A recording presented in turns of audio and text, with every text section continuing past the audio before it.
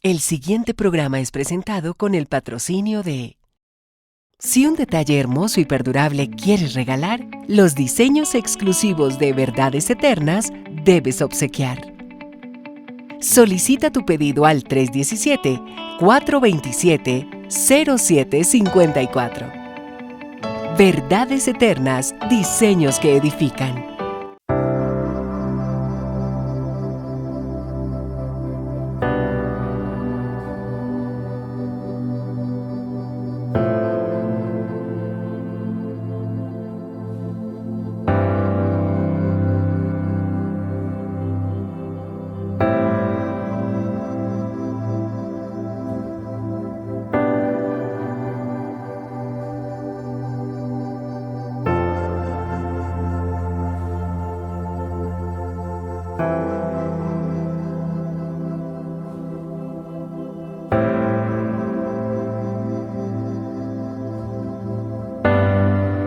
Verdades eternas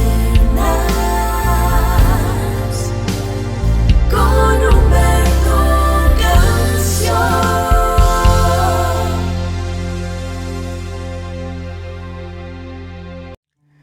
Padre, ¿qué tal? Muy buenos días, mi Señor.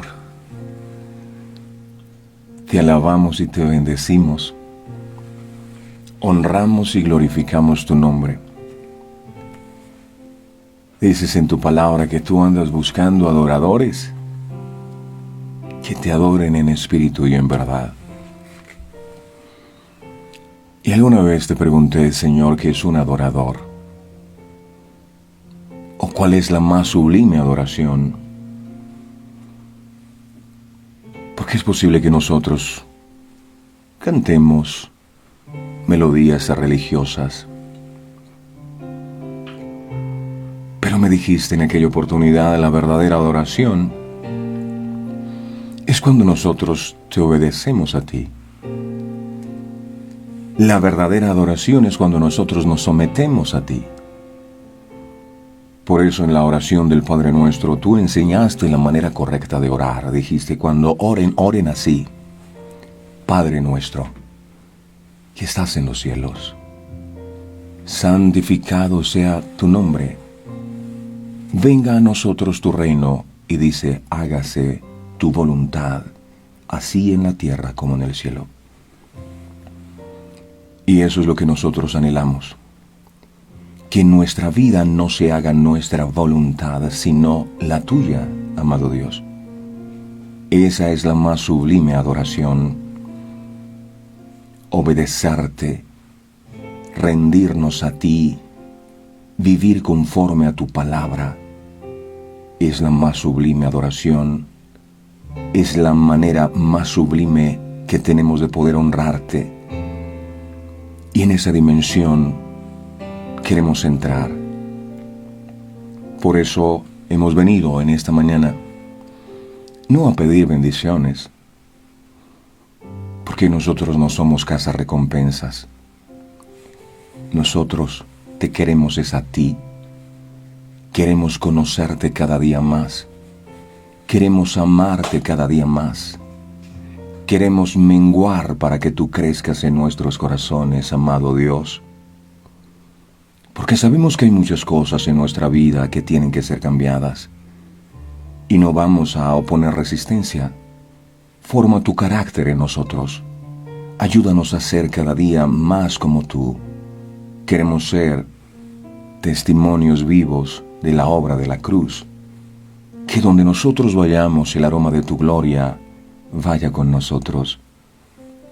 Te amamos, Dios, y rendimos nuestras vidas delante de ti en este nuevo día, para que tú nos guíes, para que tú nos orientes, para que tú nos enseñes. Te pertenecemos a ti. Damos honor y gloria a tu nombre. Eres santo, eres digno de ser alabado, y eres bienvenido a nuestras vidas. Quédate en nuestras vidas, quédate en nuestras casas, y nunca te vayas, por favor.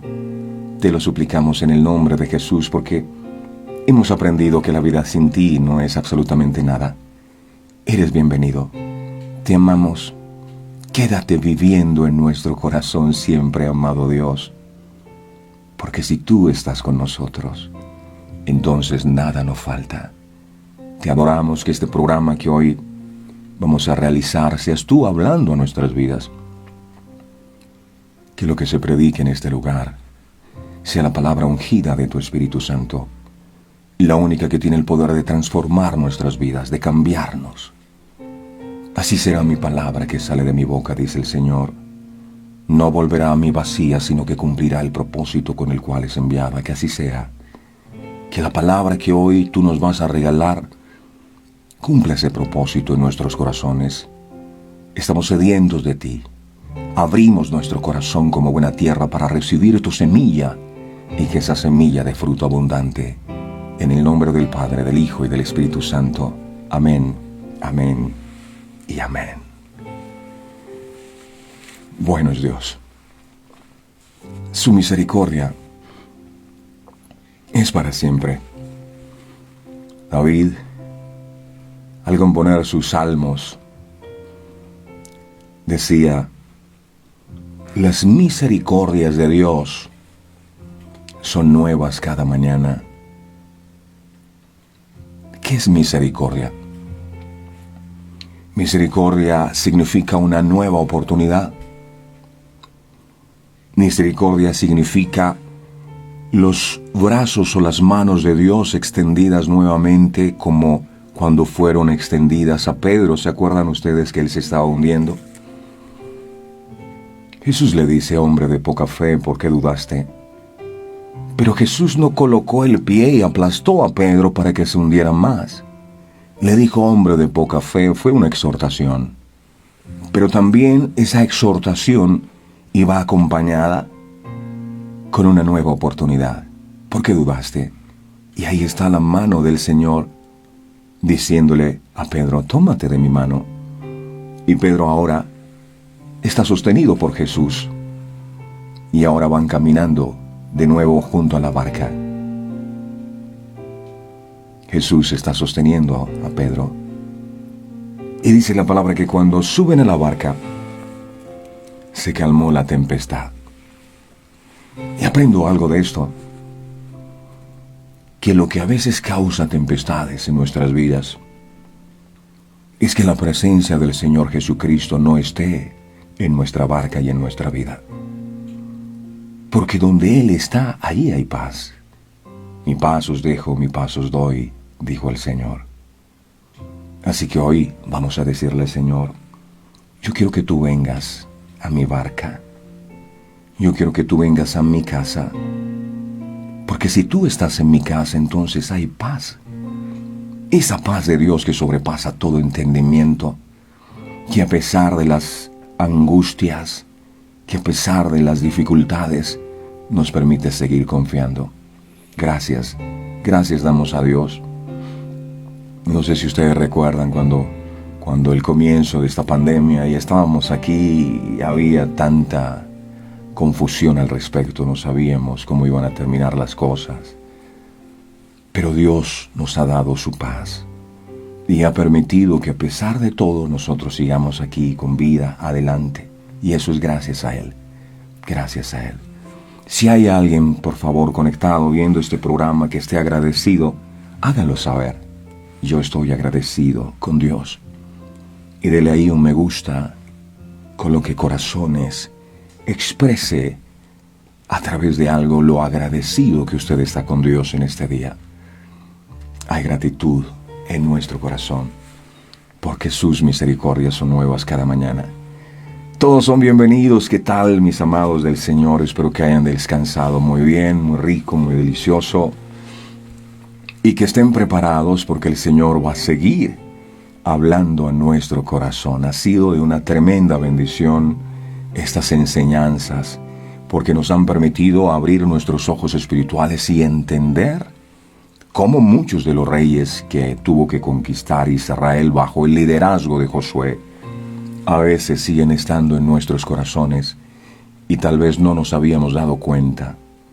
Pero el Señor nos permite en su infinita misericordia desenmascararlos para poder sacarlo de nuestras vidas.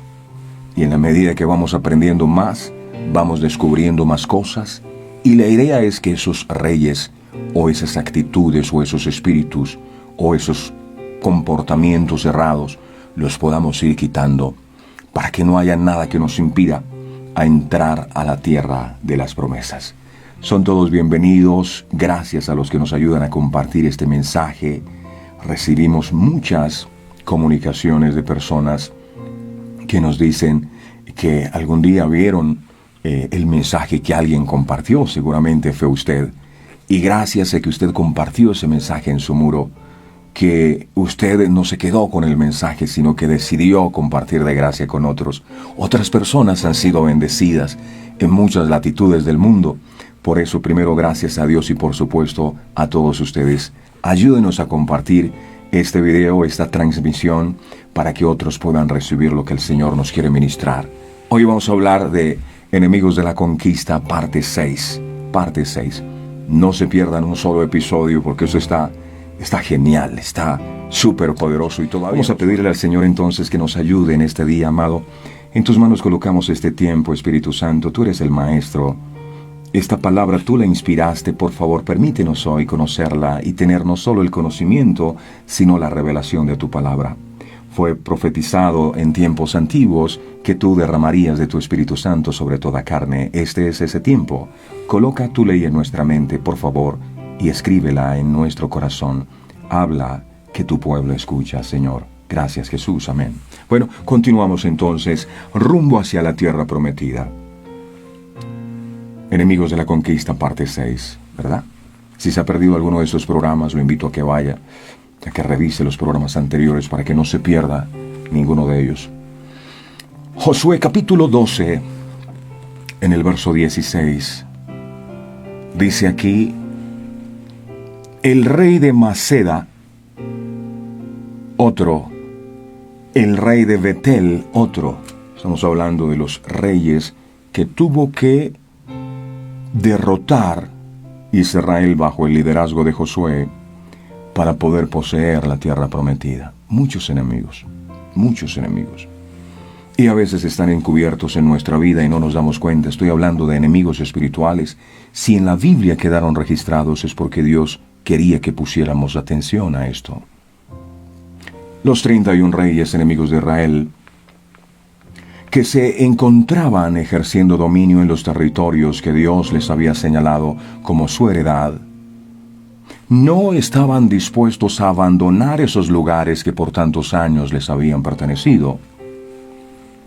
Si Israel quería tomar lo que por herencia le pertenecía, tendrían que pelear y arrebatarlo por la fuerza. La Biblia dice que el reino de los cielos sufre violencia y que los violentos lo arrebatan.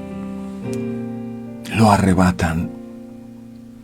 Aquí está otro de los reyes que se opusieron a la conquista de la tierra prometida. Pongan mucha atención, por favor, porque sé que Dios va a hablar a su vida. El siguiente rey era Maceda. Maceda, que significa lugar de pastores. Ojo a este nombre, el significado de este nombre. Maceda significa lugar de pastores. ¿Cómo así? Esto tiene que ver con quién pastorea tu vida, quién te guía, quién te enseña, de quién recibes el consejo. En la Biblia quedó registrado cuando Adán y Eva desobedecieron a Dios. Dice la palabra que ellos trataron de ocultarse de la presencia del Señor. Cuando Dios se paseaba por el huerto de Edén, les hace el llamado: ¡Adán! Y la respuesta de ellos fue: Señor, oí tu voz en el huerto, y tuve miedo porque estaba desnudo y me escondí. Eso está en Génesis capítulo 3, en el verso 10. Eso fue lo que dijo Adán: tuve miedo y me escondí. Atención a las palabras que el Señor les dice a continuación. Aquí hay una clave poderosa. Por favor, mucha atención. Vamos a Génesis capítulo 3, verso 11. Génesis capítulo 3, verso 11. Mire lo que le respondió Dios. Y Dios le dijo: ¿quién te enseñó que estabas desnudo? ¿Has comido del árbol que yo te mandé que no comieses? ¿Quién te enseñó? Ojo al poder de esas palabras. ¿Quién te enseñó? Lo voy a repetir de nuevo. ¿Quién te enseñó que estabas desnudo? Es decir, ¿quién es tu maestro? Adán y Eva siempre estaban desnudos delante de la presencia de Dios. Y ellos no se avergonzaban. Pero al parecer alguien que no era Dios les había enseñado una nueva doctrina. ¿Quién te enseñó? ¿De quién se trataba? Se trataba de Satanás, personificado en aquella serpiente. Génesis capítulo 3, verso 5. Esto es apasionante. Génesis capítulo 3, verso 5. Aquí está escrito. Mire lo que le dijo la serpiente mentirosa. Le dijo: no moriréis, sino que sabe Dios que el día que comáis de él, serán abiertos vuestros ojos y seréis como Dios, sabiendo el bien y el mal. Esa fue la predicación de la serpiente. Adán y Eva hicieron lo contrario a lo que Dios les había predicado, a lo que Dios les había dicho. Dios les dijo algo: no coman de ese árbol. Esa es la predicación de Dios. Pero la serpiente les predicó otra cosa. La serpiente les dijo: no, señores, eso es una mentira. Lo que pasa es que el Dios de ustedes es envidioso. El día que ustedes coman de ese árbol, ustedes, lo que pasa es que se van a volver como Dios. Y dijo Eva: ¿sí? ¿De verdad? Sí.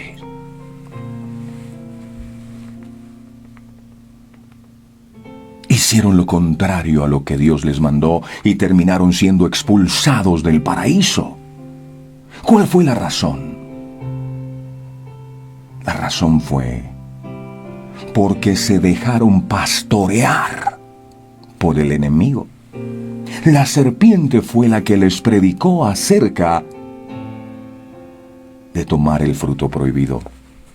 Y efectivamente obedecieron su instrucción. Génesis, capítulo 3, verso 6. Qué mala es esta serpiente. Yo creo que era una serpiente de tierra caliente. Génesis, capítulo 3, verso 6, dice acá. Dice: y vio la mujer que el árbol era bueno. O sea, el pecado nunca va a llegar a tu vida como algo feo, algo bueno. Dice: y vio la mujer que el árbol era bueno para comer, y que era agradable a los ojos y árbol codiciable para alcanzar la sabiduría, y tomó de su fruto y comió, y dio también a su marido, el cual comió, así como ella. Quedó demostrado que el mensaje de Dios no fue tan contundente como el mensaje de la serpiente. ¿Qué fue lo que pasó? ¿Cuál es la enseñanza que se esconde detrás de todo esto? Que aquí no se trata solo de un pecado de desobediencia como se nos ha enseñado, sino de no haber sabido escoger al consejero correcto. Dios les dijo: no hagan, y la serpiente también les habló y les predicó, y ellos decidieron recibir el mensaje no de Dios, sino de la serpiente. Escuche, el consejo debe recibirse dependiendo de quién viene. No le reciba consejo a cualquier persona. Es inconcebible que Adán y Eva hayan menospreciado el consejo de Dios por el de Satanás. Y cualquiera podría escandalizarse con esto. ¡Oh, qué mal! Adán y Eva. Pero me pregunto, ¿cuántas veces nosotros no hemos caído también en la misma trampa de hacerle caso a lo que Satanás nos dice? Maceda, lugar de pastores. Adán nunca respondió a la pregunta que Dios le hizo. Dios le dijo, ¿quién te enseñó? Lo que empezó fue a justificarse más. Y Eva lo reconoce. Miremos Génesis capítulo 3. Vamos otra vez al capítulo 3. Ahora miremos el verso 12 y 13. Y el hombre respondió, la mujer que me diste por compañera me dio del árbol, y yo comí. Justificación. Yo no fui, fue Eva. Verso 13. Entonces Jehová Dios dijo a la mujer, ¿qué es lo que has hecho? Y dijo la mujer, la serpiente me engañó y comí. La culpa no es mía, fue la serpiente. Pero Eva dijo eso. Eva dijo, la serpiente me engañó y yo comí. Esto es de suma importancia. Porque si la estrategia de Satanás desde el comienzo de la creación fue esa y le dio resultado, ¿qué nos hace pensar que va a cambiar su estrategia? Su estrategia sigue siendo la misma. Satanás ha dispuesto un lugar de pastores que se llama Maceda. Maceda. Y usted tiene que identificar esos pastores en Maceda. Ese consejo, ¿de dónde viene?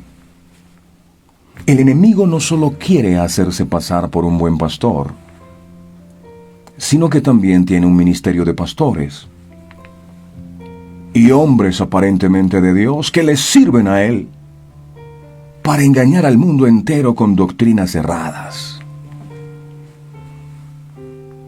Había uno que estaba creciendo en gracia, se llamaba Congregación. Decía que él era Jesús y que él iba a reencarnar. Y todos en su congregación se tatuaban el 666. Ayer veía otro en un país lejano que también era Jesús que había venido. La gente subía a una montaña. Y tenemos que tener, o debemos tener mucho cuidado, mis amados. Porque el enemigo puede usar a ese tipo de personas, y cuando hablo de pastores no me estoy refiriendo a una religión, estoy hablando de toda persona que tiene la responsabilidad de cuidar a otros, de pastorear almas. Miremos algunos tipos de pastores que el enemigo usa para su propósito. Atención. Lugar de pastores Maceda. Vamos a encontrar a esos pastores aquí. ¿Cómo son esos pastores de Maceda? Tiene que tener cuidado. Hay gente que termina en sectas y la persona que los dirige les dice, no, vamos a morirnos todos aquí, encerrémonos porque ya dicen que el mundo se va a acabar. Y todos terminan asesinados. Venden todas sus propiedades y lo hacen. Miremos los pastores de Maceda. Lugar de pastores. El enemigo tiene una baraja de pastores y ahí los usa. Vamos a descubrirlos. Hay varios, pero quiero centrarme en pocos. Están los pastores opresores. ¿Cuáles son estos pastores opresores? Vamos al libro de Lucas, capítulo 11, versos 46. Lucas 11, 46. Dice la palabra. Y él le dijo, aquí estaba hablando Jesús, ay de vosotros también, intérpretes de la ley, porque cargáis a los hombres con cargas que no pueden llevar, pero vosotros ni aun con un dedo las tocáis. Eso dijo Jesús. Pastores opresores. Muchas veces vemos personas que piensan que están soportando el yugo de Cristo, con el cuento de que estamos sirviendo es al Señor, cuando en realidad no se trata de no solo se trata de un pesado yugo de esclavitud que ellos han tomado, sino también de un yugo que alguien más les ha impuesto sobre su vida. Hay gente que está en los caminos del Señor y no tiene libertad. Se sienten esclavizados. No tienen paz, no tienen gozo. Parece que en aquella época algunos se encargaban de poner pesadas cargas sobre otros, exigiéndole lo que ni ellos podían hacer. Vaya, ustedes oren. El hombre de Dios acostado, sabroso, y los otros 2, 3, 4, 5 de la mañana orando. Cargas que ni ellos mismos podían lograr. Por lo tanto, pudiera haber personas que quisieran imponernos yugos que no nos corresponden llevar. ¿Conocen ustedes alguno? Y la condenación, la culpa, altas exigencias ministeriales. Hay gente que no para en su casa de tanta reunión. Desafíos financieros desproporcionados. Ayunos, oraciones, reuniones, convocatorias exageradas, comparaciones, humillaciones, son algunos ejemplos de los yugos más sutiles que alguien podría poner sobre tu vida. Claro que hay que orar, claro que hay que buscar al Señor, pero esto no debe ser una esclavitud. El apóstol Pablo nos da un importante consejo en relación a esto, porque hay algunos lugares que si tú no vas a la iglesia tienes problema, que no llevaste gente, te humillan delante de todos. Gálatas capítulo 5, verso 1. Dice la palabra. Gálatas capítulo 5, verso 1. Estad pues firmes en la libertad con que Cristo nos hizo libres, y no estéis otra vez sujetos a yugos de esclavitud. Claro que hay que ayunar, pero en algunos lugares eso fue una carga pesada de llevar. El cristianismo es una relación con la persona de Cristo. Por eso se llama cristianismo, porque es una relación con la persona de Jesucristo. Esto no es una llamada a un programa, a un sistema de religión, ni a una iglesia en particular, y ciertamente no a un discipulador o a un gran líder humano, ¿no?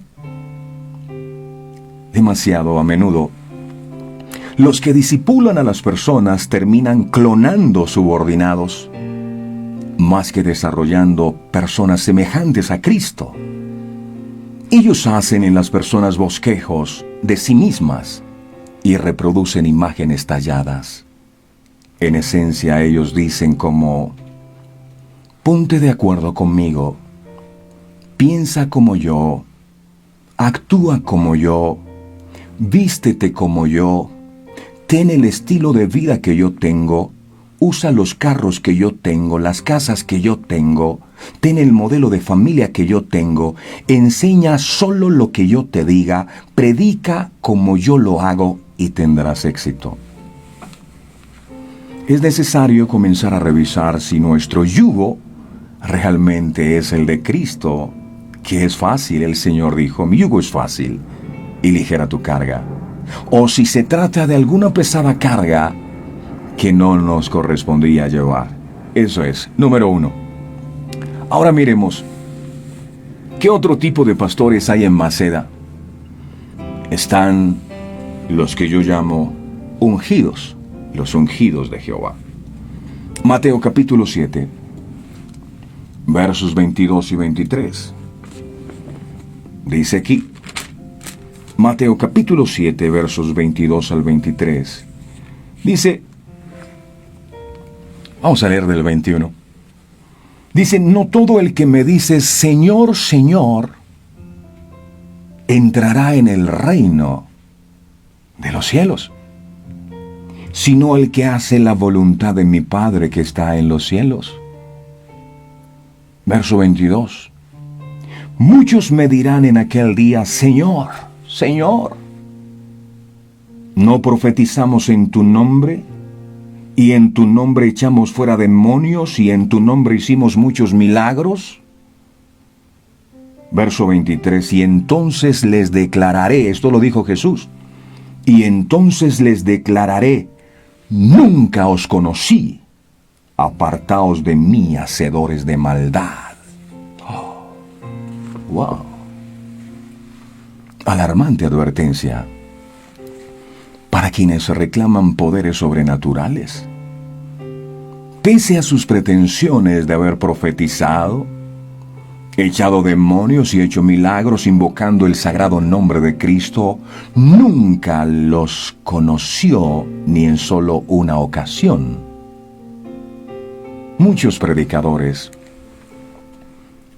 se entretienen tanto con la unción que abandonan la comunión.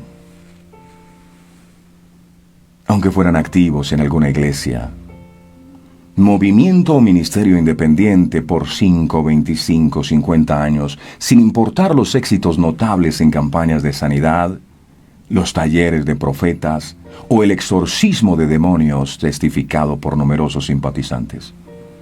Sin importar en nada su carisma o su fama profesional, su fogosidad y agresivos ataques contra Satanás y los demonios, sus discursos sobre vicios y pecados, denuncia elocuente de males sociales, sus aleluyas y glorias a Dios, oraciones en lenguas angélicas e invocación incesante del nombre de Jesús no alteran en nada su desesperanzado estado espiritual de no haber sido conocidos jamás por Cristo. Nunca os conocí, sentencia el Señor, con finalidad irremediable, inapelable. Para Él son puros extraños. No todo aquel que profetiza, no todo aquel que echa demonios o que hace milagros conoce a Dios. Eso dice la Biblia. No se enoje conmigo. Eso dice la Biblia. Esto es importante tenerlo en cuenta porque la gente vive descrestada con este tipo de manifestaciones. Donde está el show, el espectáculo, ahí quieren estar. Y concluyen que la persona que se mueve en esa dimensión, los que hacen esto son ungidos de Jehová. Pero Jesús dijo al respecto, al final de los días, a muchos se les dirá: apartados de mí, nunca os conocí, hacedores de maldad.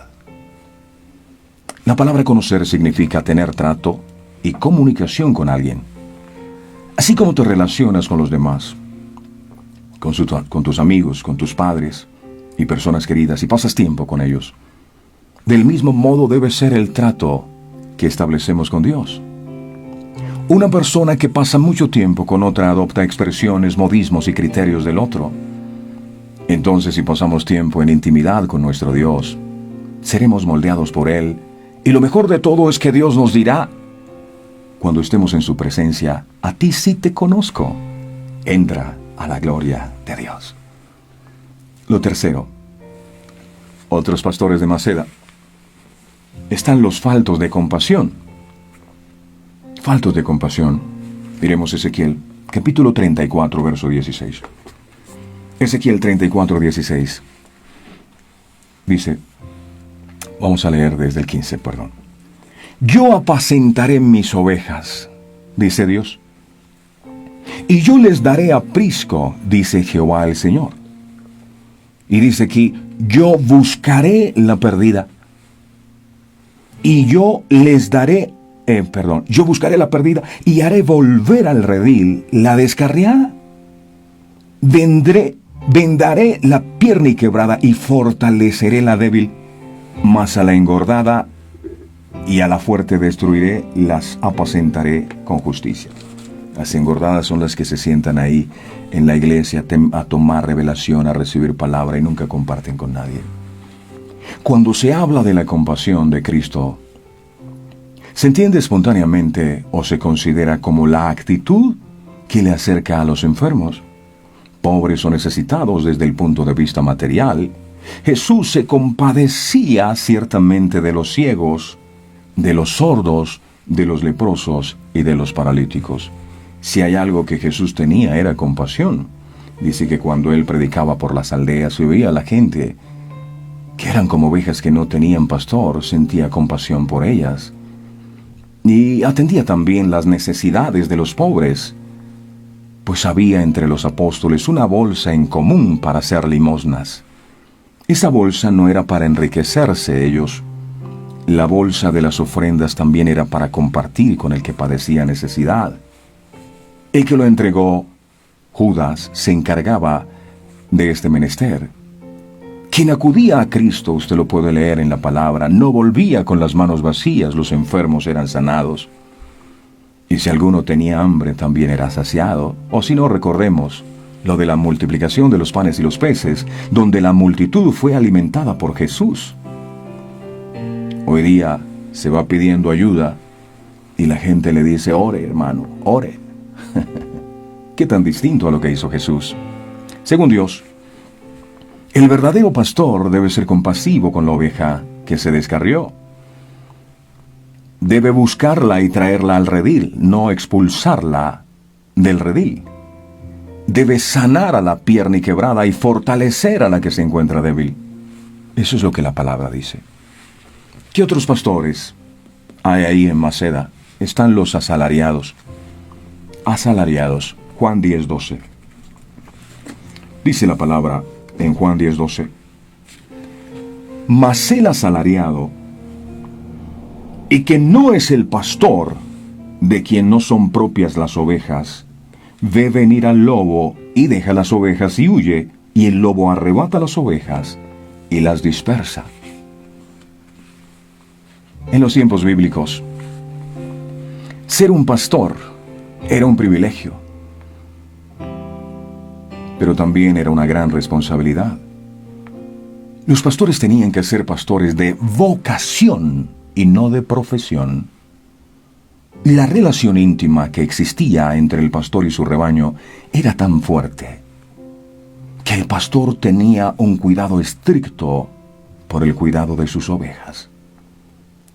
Los pastores cuidaban de noche su rebaño para que los lobos no pudieran devorar una oveja, inclusive caminaban delante del rebaño. Esto significa que si algo le sucedía al rebaño o si no había comido la oveja, el pastor salía a buscarla hasta encontrarla. Jesús lo dijo, es capaz de dejar a los 99 solas e ir por aquella que se le había perdido y traerla en sus hombros de nuevo al aprisco.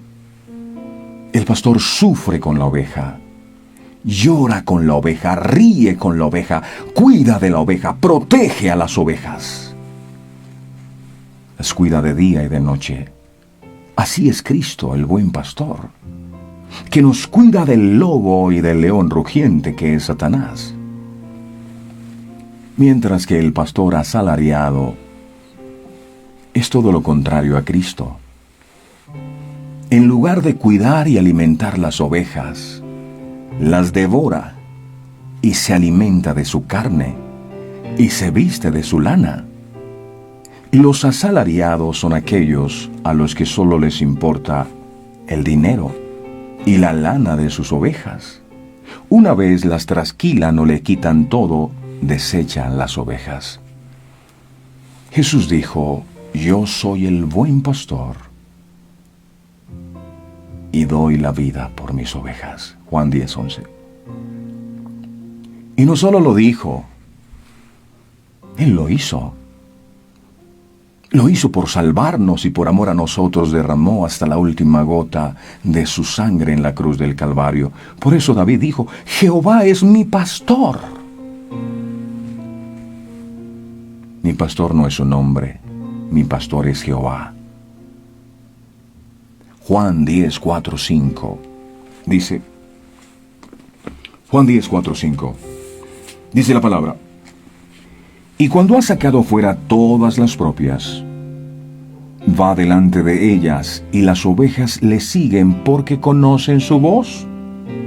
Mas al extraño no seguirán, sino huirán de él, porque no conocen la voz de los extraños. Debemos tener mucho cuidado con respecto a quién es el que está pastoreando nuestras vidas. ¿Quién es el que nos está hablando? ¿Quién es el que nos está dirigiendo? ¿Quién es el que nos está aconsejando? Esto no es solo de labios. Nos debemos dejar guiar por el Señor. Entregarle a Él nuestras vidas rendirnos a Él por completo, es sinónimo de que Él es nuestro pastor, aquel que en todo momento nos cuidará, nos protegerá y nos dará vida plena. Entregue su vida a Jesucristo. Él es el buen pastor. Otro de los reyes que tuvo que derrotar a Israel bajo el liderazgo de Josué fue el rey de una ciudad llamada Betel. Betel. ¿Qué significa Betel? Betel significa casa o templo de Dios. Una casa, un hogar, una familia, donde el rey de Betel es el que gobierna. Difícilmente se podrá levantar un altar a Dios allí. Permítame hacerle una pregunta. ¿Es su hogar, su casa o su vida una casa de Dios? ¿Un templo donde habita la presencia de Dios? Comencemos por conocer qué era Betel. Vamos a Génesis capítulo 28, versos 19 al 22. Génesis capítulo 28, versos 19 al 22. Dice aquí: y llamó el nombre de aquel lugar Betel, aunque Luz era el nombre de la ciudad. E hizo Jacob voto diciendo: si fuere Dios conmigo y me guardare en este viaje en que voy, y me diere pan para comer y vestido para vestir, y si volviere en paz a casa de mi padre, Jehová será mi Dios, y esta piedra que he puesto por señal será casa de Dios, y todo lo que me dieres, el diezmo apartaré para ti, dijo Jacob. Betel fue el lugar donde Dios se le apareció en sueños a Jacob, cuando éste huía de su hermano Esaú, que lo buscaba para matarlo. En Betel, Dios se le reveló a Jacob como el Dios de Abraham. En aquel lugar de los cielos abiertos, los ángeles de Dios descendían del cielo por una escalera. En Betel, Jacob hizo pacto con Dios. Allí Dios le prometió prosperidad. Dios le prometió grandeza. Betel es un lugar donde podemos ir en nuestro tiempo de angustia. Cuando Jacob estaba en peligro o dificultad, cuando las cosas se vislumbraban sin esperanza, él sabía a dónde ir y qué hacer. En Betel, Jacob edificó un altar a Dios, y eso deben ser nuestras casas.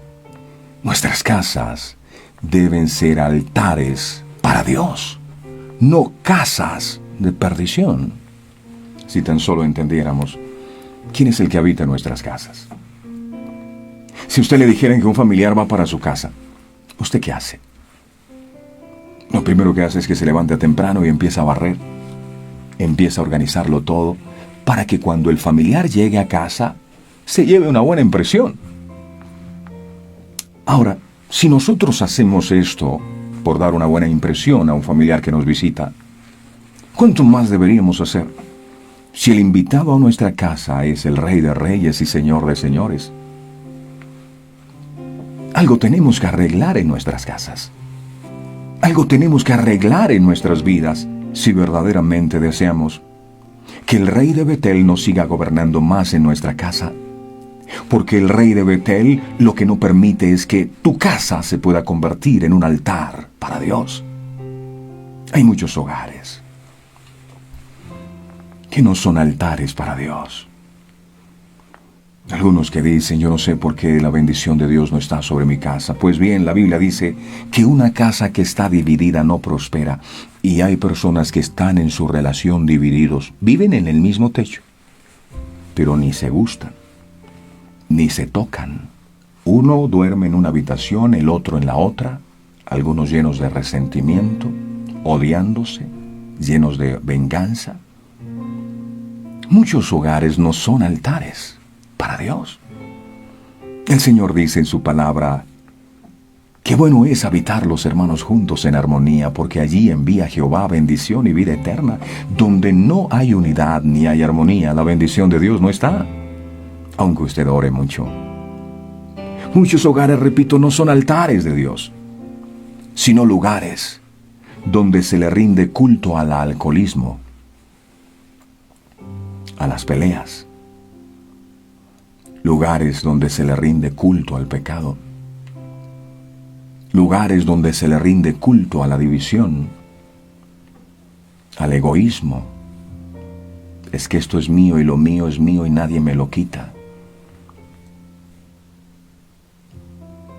A la gritería, al rencor, altar al resentimiento, a la falta de perdón, al egoísmo, a la competencia. Dios quiere que nuestros hogares sean un altar donde el nombre de Él sea honrado. Isaías capítulo 56, en el verso 7, dice, Isaías 56, verso 7, dice, yo los llevaré a mi santo monte, y los recrearé en mi casa de oración. Sus holocaustos y sus sacrificios serán aceptos sobre mi altar, porque mi casa, mi casa, será llamada casa de oración por todos los pueblos. A veces le decimos, Señor, ven a mi casa. Yo quiero que tú te quedes en mi casa. No te vayas de mi casa. Súbete a mi barca. Mi casa es tuya. Y el Señor dice, pues si tú dices que tu casa es mía, entonces mi casa debe ser una casa de oración. Será llamada casa de oración, no casa de peleas, no casa de inmoralidad, no casa de división. Termino con esto.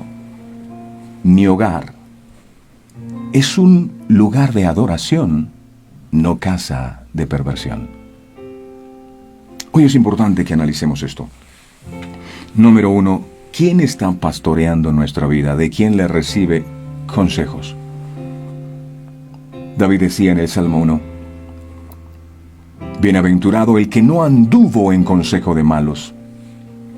A veces el consejo se lo recibimos a personas que no tienen la sabiduría de Dios. Tengo un problema en mi matrimonio. Y le pregunto a la vecina, ¿qué le dice la vecina? No, mija, un clavo saca otro clavo. Yo no me dejo, no seas boba. ¿De quién usted recibe el consejo?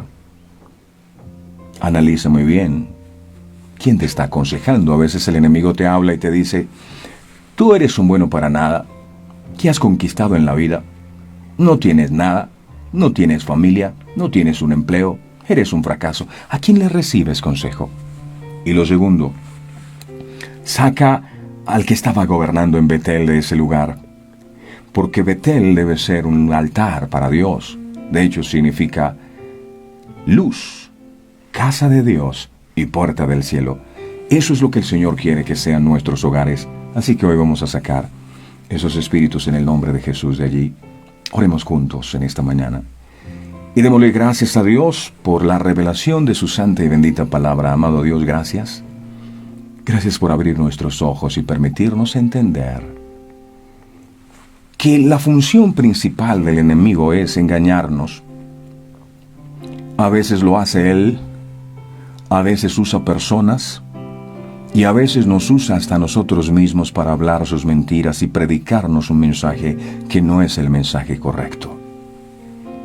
Es doloroso ver cómo Adán y Eva en el huerto del Edén, un huerto que fue preparado para ellos, estaban destinados a la bendición, no solo ellos, sino sus generaciones, y lo único que deberían hacer era escuchar la voz de su pastor, Jehová, su pastor. Pero ellos decidieron escuchar otra voz. Escucharon la voz de la serpiente y le hicieron caso a esa predicación, y por eso fueron expulsados. Creo que hoy necesitamos reconocer, Señor, que muchas veces nos hemos dejado llevar por nuestro propio parecer o por personas que hemos pensado que son ungidas tuyas, pero que realmente no tienen nada de ti, según lo que nos dices tú en tu preciosa palabra. Ayúdanos a tener el discernimiento para saber si lo que estamos siguiendo es verdaderamente correcto, si las enseñanzas que estamos recibiendo están fundamentadas en la palabra, porque muchas veces hemos estado siguiendo mandamientos de hombres y no los mandamientos que tú dices en tu santa y bendita palabra. Ayúdanos a entender lo que entendió David. Él dijo: Jehová es mi pastor, Él es mi pastor, voy a guiarme por lo que Él me diga. Si Él no me dice, yo no lo hago, porque Él es el que me cuida, Él es el que me pastorea, Él es el que me enseña. ¿Cuántas personas han sido heridas por estar siguiendo hombres y no a Dios? Hoy es importante que meditemos de dónde viene el consejo y quién está detrás de el que me está dando el consejo. Ayúdame a que el consejo siempre esté fundamentado en tu palabra. Fue lo que le dijiste a Josué: nunca se aparte de tu boca este libro de la ley, sino que de día y de noche vas a meditar en él, para que hagas conforme a todo lo que en él está escrito. Entonces harás prosperar tu camino y todo te saldrá bien. Si no está escrito en la palabra, yo no lo creo, yo no lo hago. Te seguiré a ti y te obedeceré a ti, mi amado. Y permite que ese rey de Betel que estuvo señoreando en nuestra casa sea echado fuera en el nombre precioso de Jesús. Betel es un lugar de luz, es un templo de Dios, es una puerta del cielo, y en eso se convertirá mi casa. Y vamos a trabajar juntos como familia para expulsar al pecado de nuestra casa, para expulsar los malos comportamientos y aquellas cosas que no agradan a Dios, y levantar todos juntos un altar para ti. Gracias, amado Dios, por tu santa y bendita palabra. Gracias por tu revelación. A ti el honor, a ti la gloria y a ti la honra. En el nombre del Padre, del Hijo y del Espíritu Santo. Amén, amén y amén. Amén. Damos gracias a nuestro Dios por su santa y bendita palabra, enriquecida con grandes revelaciones siempre, para ayudarnos a crecer en el Señor. A todos ustedes, mil gracias por su tiempo, por su atención. No olviden ir al canal de YouTube, ahí están todos los videos. Suscríbase, por favor, y dele a la campanita de notificaciones, y a esta página que se llama Verdades Eternas con Humberto Cancio también dele me gusta para que usted quede conectado y sepa cuándo volvemos a transmitir en vivo. Si Dios permite, mañana en punto de las 5:45 de la mañana seguimos con Verdades Eternas. Un abrazo fuerte a todos y que tengan el mejor y más bendecido de todos los días. Este programa fue presentado con el patrocinio de... Si un detalle hermoso y perdurable quieres regalar, los diseños exclusivos de Verdades Eternas debes obsequiar. Solicita tu pedido al 317-427-0754. Verdades Eternas, diseños que edifican.